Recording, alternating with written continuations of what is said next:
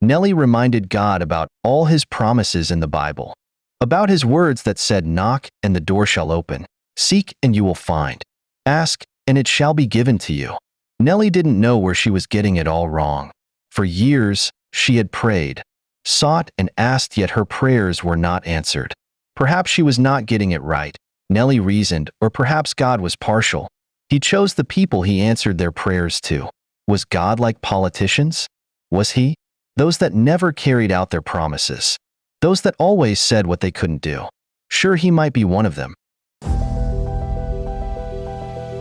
Nellie stood at the window.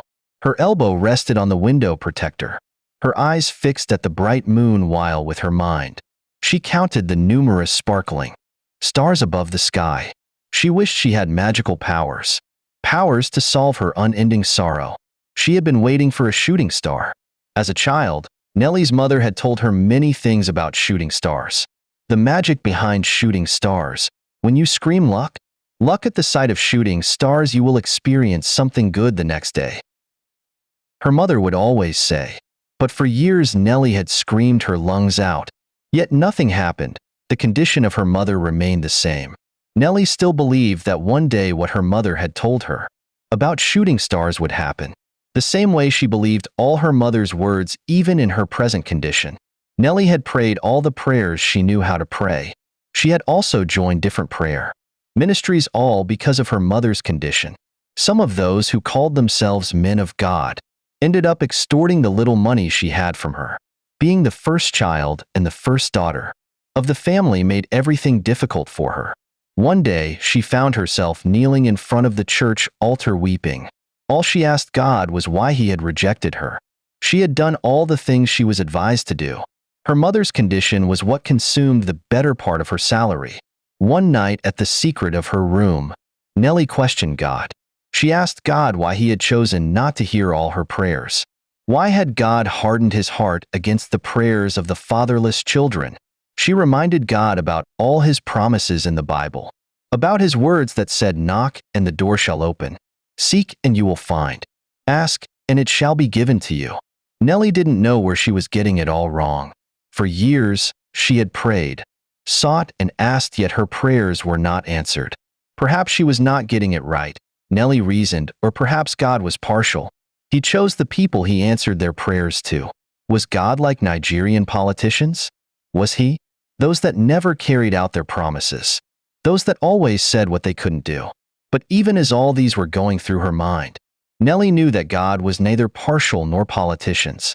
He was God, and he did things at the appropriate time. So Nellie continued to hope in God, to cry and weep in the secret, and to be strong in the public. While growing up, Nellie had watched the kids make jest of her mother's condition. She had seen them throwing stones at her mother. At times she would be forced to pursue them, but they never stopped. They continued to dance around the market with her, calling her mad woman. It broke Nellie's heart that her precious mother was referred to as a mad woman. She had also seen market women pursue her away from their goods, like the way they pursue housefly. It all made Nellie and her siblings sad. But Nellie continued to look after her mother. A mother was always a mother. Nellie normally told herself. It didn't matter the condition of the mother. She continued to care for her like her mother, taking food, drinks, and blankets for her before going to work. Every day and in the evening while going home, she would always visit her in that uncompleted building near the marketplace. During her secondary school days, all the students in the school knew her, all because they named her the daughter of a mad woman. They mocked her, bullied her, and made fun of her. Some even go to the extent of throwing stones at her mother in front of her so that her mother would chase after them and they would be screaming, "Madwoman, go away. Madwoman, stop chasing us. Madwoman, go and see excrement." On and on they went just to infuriate Nellie. One afternoon while returning back from school, Nellie's best friend advised her not to show concern on what they were saying. "But I can't do it.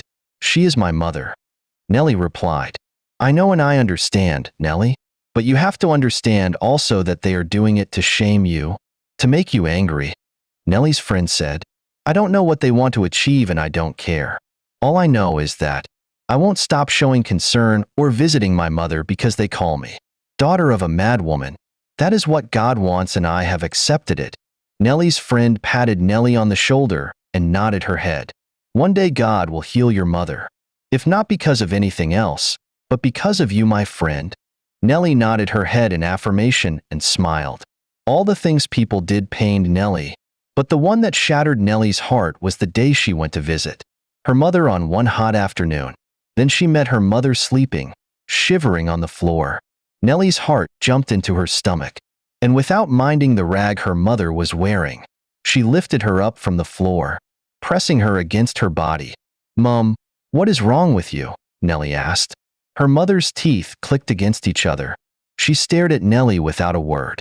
Nellie's first impulse was to take her to the hospital, but she knew that no hospital would agree to accommodate her. Her mother's madness was a violent one. She was only calm around her children. Taking her home was not an option, because they're homemade. Her mother's condition worse. Everything about their home triggered her brain, as if there was something invisible only she could see. Nellie slowly lay her mother back on the floor and rushed to a nearby pharmacy. She bought malaria medicine, food, and water. Her mother dozes off to sleep immediately after taking the medicine and the food. The next day, Nellie returned to see her mother still laying on the floor. Her eyes swelled up. Nellie sat down beside her mother. She gave her medicine and food, asked her how she was faring, and left for work. Days turned into weeks and weeks into months. Nellie noticed changes, her mother's stomach becoming big. Could she be pregnant? No, it wasn't pregnant. Who would impregnate a woman in that condition? Nellie said that it must be a serious sickness, but it wasn't. It was a pregnancy. Nellie confirmed it. People around cringed at the sight of Nellie's mother. Who impregnated this mad woman? One of the market women asked her neighbor. Who else if not a man? Her neighbor replied and clapped her hands. Madman, I guess? Which madman? A normal human being like me and you. Don't you know that some of these normal people roaming around are mad at night? So they are normal people in the daytime and mad people at night? The woman shook her head and gnashed her teeth. And the person wasn't afraid that he might contract disease after sleeping with her? Some men are nothing but pigs. How can a sane person do something like this? If you ask me, who would I ask? Nellie continued to care for her mother. She made the 9 months journey easy for her. On that final day of the journey, Nellie and one of her siblings were inside the uncompleted building. The day her mother delivered the baby. It was a bouncing, healthy baby boy. Nellie handed the baby over to her sibling to take home and stayed back with her mother. Her mother could be violent with people, but not with her children, most especially Nellie. Nellie had always been her favorite child even when she was normal. She cleaned her up and made little adjustments in the room. It baffled her how her mother gave birth peacefully without stress. A nurse nearby had helped them to make sure there was no complications. Nellie's mother was strong. She wasn't like some that had just delivered a baby. She asked for her baby, and Nellie told her that she had taken the baby to the hospital for a proper checkup. She swept her eyes around the house looking for the child. Mom, it is a boy. I will bring him tomorrow, Nellie said, and her mother nodded her head. Her mother's madness surprised all her children. It started immediately after they buried their father. On that very day, her mother had locked herself inside the room crying the whole day. Nellie and her siblings begged her to open the door, but she refused. Some of their neighbors pleaded with her. Everyone around the area knew how much Nellie's mother and father loved each other. The way the couple always walked hand in hand along the street. They were used as an example of the best couple in their street. And then on that day when Nellie's father left for his shop, he never returned. Nellie's mother was inside her room when she received a message that a stray bullet had hit her husband on his forehead while inside the shop. Nellie's mother screamed, cried, and rushed to the hospital immediately, but before she got to the hospital, her husband had already been confirmed dead. From that very moment, people feared and whispered in secret. Are you sure this woman is going to survive this? One woman said. I don't think if she will survive it. They are so much in love, another one replied. That is why it is not good to love so much. When one person dies, it is always hard for the other to stay. I pity their children because anything might happen. Another chipped in. And now it seemed like all their fears were coming to manifest. Nellie's mother had been inside. No one knew what was happening, but when the door was broken, she was no longer herself. She had turned into a wolf, tearing all her clothes, fighting everyone. She was rushed to the hospital immediately. Months later, they were asked to take her out because there was no money to foot her bills. All these had bothered Nellie so much, but the recent happening was what was driving her crazy. No man wanted to marry her, not because she wasn't beautiful or because her character was bad, but because she was the daughter of a madwoman. They all pointed fingers at her mother's condition. Peter was the first man in Nellie's life. Nellie met Peter a year after his master settled him. She loved and adored Peter so much. Peter also loved her so much. He knew everything about Nellie's mother. He had told Nellie that there was no problem with it. So Nellie was happy. She knew that her life with Peter would be beautiful. One evening inside a beautiful restaurant, Peter surprised Nellie with a beautiful ring. "You are the reason I am where I am today. You made this journey so beautiful. Even when I thought I couldn't do it, you made it simple. Be my wife and I will be the happiest man on earth," Peter said. Nellie stretched out her hand and Peter slipped the ring in her finger, and they hugged each other tight, confessing their love. Nellie never thought that anything could happen to their relationship. She was sure the marriage was going to happen, but Peter introduced her to his family and his mother. Learned about the condition of Nellie's mother. The woman swore that her son would never marry from such a family with madness in there. General, at first Peter assured her that nothing would stop them from getting married.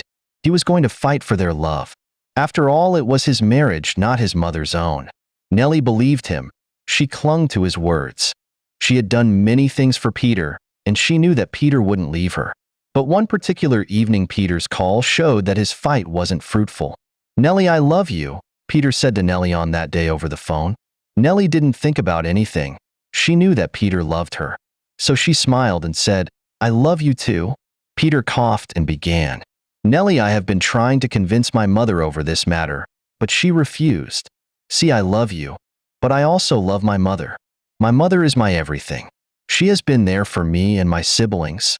"What are you trying to say, Peter?" Nellie cut in angrily. "Nellie, take it easy. Don't be angry. I love you, but I can't marry you. My mother is your mother, Peter." "Why?" "But you said that nothing will separate us," Nellie said, sobbing. "I said so, but I can't do it. No one in my family is on my side. They are all against me. They are all complaining about your mother's condition," Peter narrated. "But why, Peter? I told you about my mother's condition at the initial stage, and you promised to stand by me. Is it my fault that my mother is like this?" Nellie cried out over the phone. Peter felt sad hearing her sob over the phone, but there was nothing he could do. It was either he got married to Nellie and detached himself from his family, or stayed with his family and detached himself from Nellie. "Nellie, I can pay you off. Tell me how much you want. Let me give it to you. You think everything is about money? You think money solves everything. Well, I don't blame you. Take your money and go." Nellie sighed and hung up the phone. For days she mourned the love and the time she wasted with Peter. Before then, she never knew that her mother's condition could be a threat to her relationship. But that was only the beginning. All her relationships ended because of it. So Nellie started using her mother's condition as her first introduction. When any man said to Nellie, "My name is this and I like you," Nellie would reply, "I am Nellie, the daughter of a mad woman." With this statement, so many of them back out immediately. The love they had for her died before it began. Nellie's friends advised her to stop using such words, to conceal her mother's condition from her prospective suitors, that it would be good if they found out. After they had built something good with her first, perhaps that would make them stay. Nellie, after so much consideration, followed her friend's advice. It was then that she met these two men, Charles and Kenneth. Charles was a well-grown, handsome man from a wealthy home. He was talkative, so cute with a broad shoulder. Nellie loved him so much. She loved his well-groomed black beard that plastered on his even face. Nellie and Charles met at the mall one Sunday evening. Nellie was walking along with her friends when Charles approached her. He told her immediately that he was interested in her, not just as boyfriend but husband. Nellie dazed. She loved how blunt he was. It showed that he knew what he was looking for. Charles was jovial and sociable. When he laughed, he made those around him laugh as well. His quality was top-notch. That same day, Charles took Nellie and her friends out to get Cold Stone Creamery. After that, he dropped them off at their gate. Charles was everything Nellie wanted in a man. He was caring, loving, and many more. Richer and more caring than Peter. He showed concern in some little things that many men won't mind. He made it his duty to call every time before going to bed. He called to know if Nellie had eaten or not. Always conscious about Nellie's health and well-being. Nellie felt like she was already in heaven, dining with all the angels above.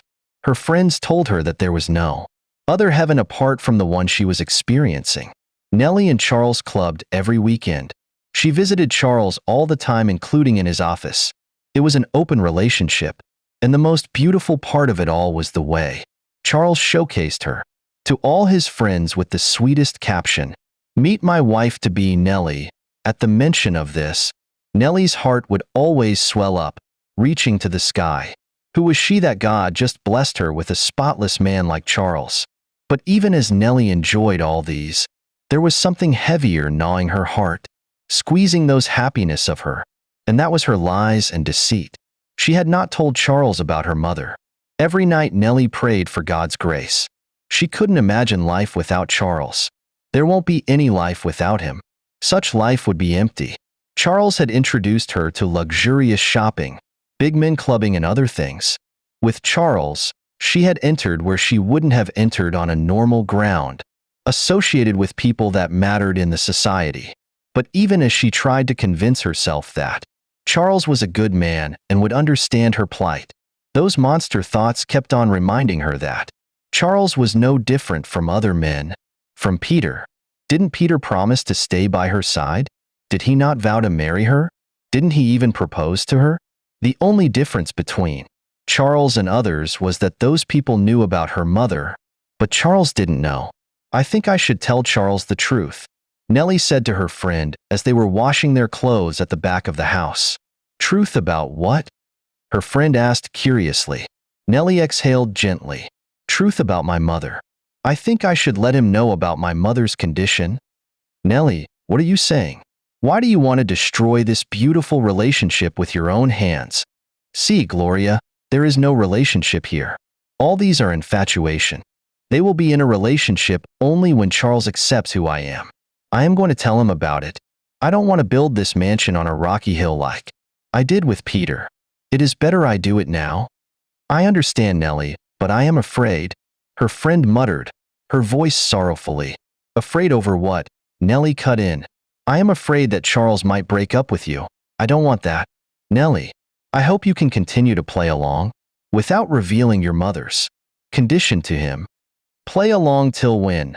Nellie threw the dirty foaming water outside the gate, rinsed the bucket with clean water from the tap. Then she wiped her palms on her skirt and sat down. Her friend was busy washing her clothes, waiting for Nellie to complete what she was saying before going to throw the water out. "Gloria," Nell began, "I understand your worry, but it would be devastating if I play along now and later we don't end up together. Truth is that I won't hide my mother's condition from him forever. Even if I do, there are thousands and millions of people that will tell him for free. I know it won't be possible, but I have to do it." A brief silence settled among the two friends. Nellie's friend thought over what her friend had said, if there was any sense in what she had said so far. "I understand now. Tell him. No need building a false hope. Always have it in mind that I am here for you, Nellie." That same evening, Nellie went to Charles's house. She prayed for something good to happen, for Charles to show compassion. Charles was at the garden eating apple fruit when Nellie walked in. She tried to cover her anxiousness, but Charles noticed it. She was nervous. He had been with her for months to understand all her facial expressions. He was the type that paid absolute attention to every detail concerning his woman. So Charles asked her what the problem was. But Nellie lied that there was no problem. "You can't possibly tell me that there's no problem, babe. I know you very well. I know when you are happy and when you are sad. I know when your heart is troubled and right now. I can't tell you that you are not at peace with yourself. Tell me what it is," Charles probed on. Nellie smiled, and in that few seconds, all she thought about was her life. together with Charles. The kind of beautiful family she would build with him. Then one mind told her to swallow what she was about to say, to leave things the way they were. She shook her head, trying to defeat the unsolicited advice from the voice. "Charles, there's something I have been meaning to tell you," she said, her voice almost shocking. I know that there must be a reason. Your face is like this." Charles chuckled and took her two palms into his. Then he squeezed it gently. "What is it? Tell me." Nellie's heart pounded hard. She didn't know if she should go on or forget about it. "Charles, my mother is mentally unstable," Nellie murmured, her face downcast. "What? Babe, what are you saying?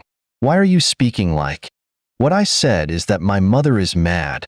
She is a mad woman," Nellie cut in, her voice filled with sorrow.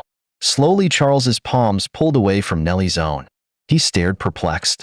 "Are you trying to tell me that I have been friends with the daughter of a madwoman? Those types of people in the street?" Charles asked. "Yes, my mother is mad, but I am not mad. And you never cared to tell me. All these while you left me in the dark." "Charles," Nellie tried to explain, but Charles interrupted her. "It doesn't matter. Why didn't you tell me this before? How can I tell my friends and family that? I am getting married to someone whose mother is mad. Is this a joke to you? You allowed me to love you, to develop all these affection and feelings for you, and— But Charles, the first love you. I was afraid you might leave me if I tell you the truth initially." Nellie tried to touch Charles, but he pulled his hands backward. "Perhaps you don't know what relationship is." Charles sprang up, and without wasting time he said to her, "This relationship is not going anywhere. I can't marry anyone who has madness in her. General, it would never happen. Not when there are battalions of women out there to choose from. I am sorry, Nellie, but I can't do this. My mom will never agree to this marriage. But this is about us, not our mothers. Whatever. Marriage is not a child's play. You need to understand it, and I know who my mother is. She will never give her consent to this marriage. I am sorry, Nellie, but I can't do it."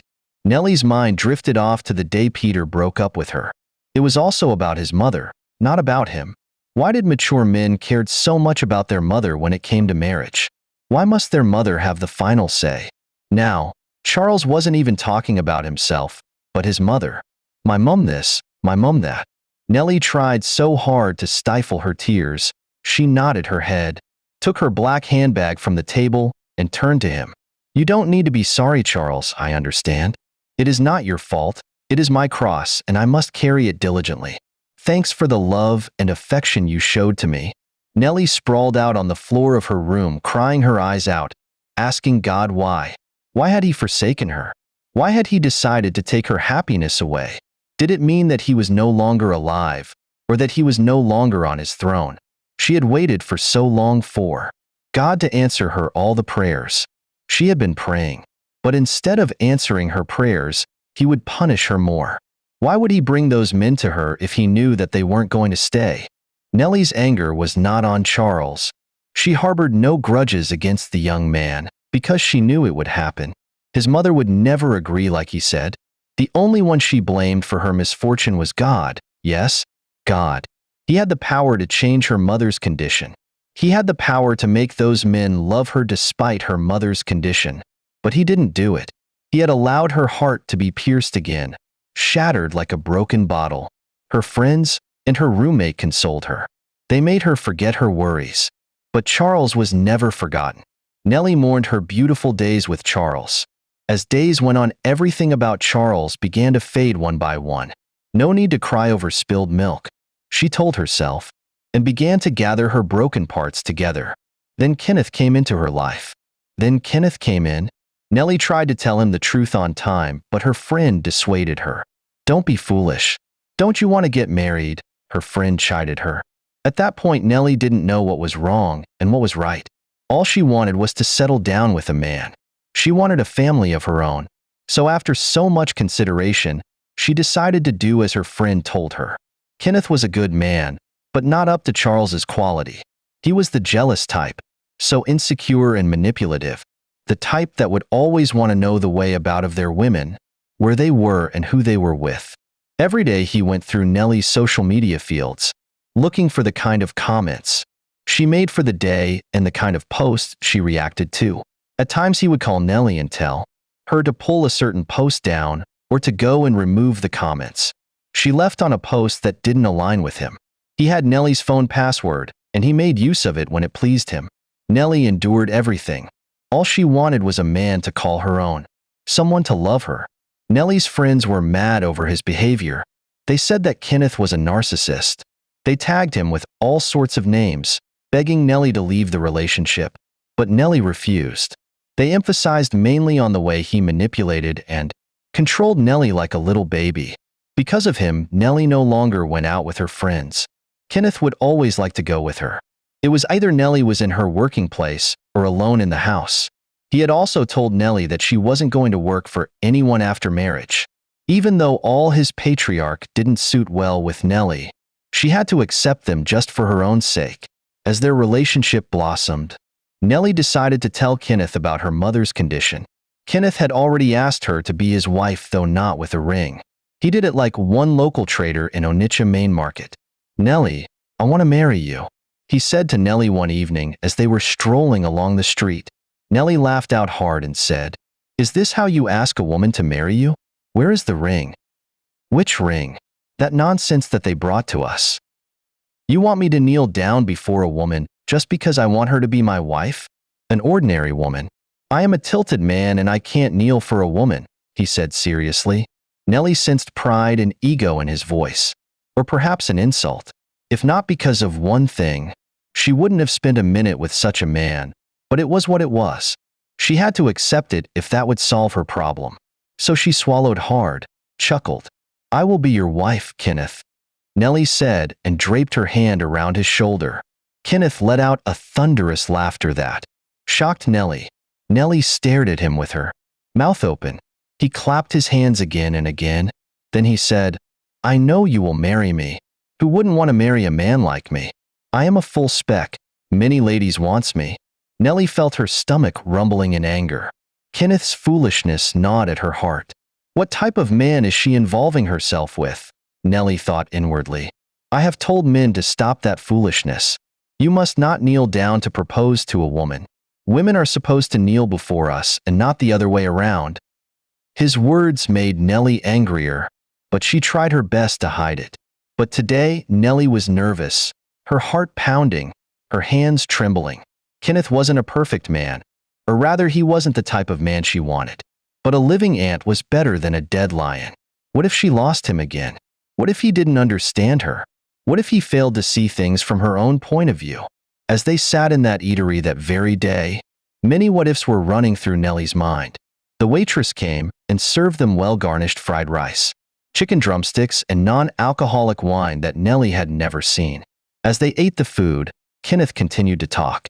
The particles of food in his mouth, and the way he chewed those food like one without teeth irritated Nellie. Nellie wanted to tell him to close his mouth, to teach him table manners in case he was never taught before. How could a normal human being eat like a goat? It surprised her. Nellie lost interest in her food. She imagined if that was what she would be seeing every day of her life. But then she told herself that if that would be the price she must pay to have her own man, so be it. Kenneth devoured all the meat, including the bones. He told Nellie that he paid for them and that he must not let any of them go untouched. As usual, Nellie would always smile with him. "Kenneth, I would like to tell you something," Nellie said, her voice barely more than a whisper. In the next chapter, we are going to find out what was Kenneth's reply. Kindly tell me what you think in the comments section. Did Kenneth got married to Nellie? Yes or no? Put your answer in the comments section, please. Hello champions, thank you for watching. Thank you for always watching and listening to my stories. Don't forget to hit the like button and comment. Just say something, anything about the stories. Please drop a comment, keep liking, keep commenting, and keep watching. And please subscribe to our channel. This is the face behind Igbotic folk tales and stories. This is the Igbotic girl with the Igbotic voice. Thank you very much. Thank you.